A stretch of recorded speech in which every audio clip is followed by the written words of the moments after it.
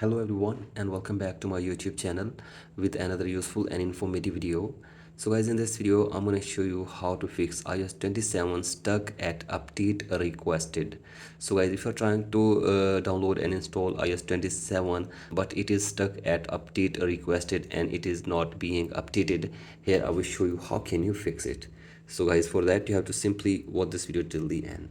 So guys, first of all, open settings on your device and then go to general and then go to iPhone storage and make sure that there is enough space to download and install the latest version of software, or you have to simply delete some useless data from your Apple storage or iPhone storage. So guys, do this and check if the problem is fixed or not, and if the problem is still there, then go back and now you have to simply scroll it below and go to date and time and set your date and time. Again, go back and go back to language and region, tap on region and select your country or region correctly. Then go back and tap on VPN and device management and make sure that there is no connected VPN on your device as well. So guys, do this and check if the problem is fixed or not, and if the problem is still there, then you have to simply force restart your iPhone for one time.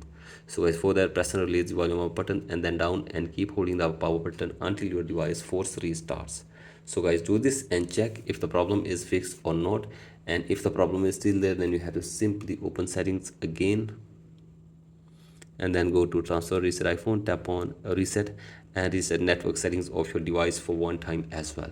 So guys, do this and check if the problem is fixed or not, and if the problem is still there, then you have to simply wait for some time, and after this problem will automatically be fixed.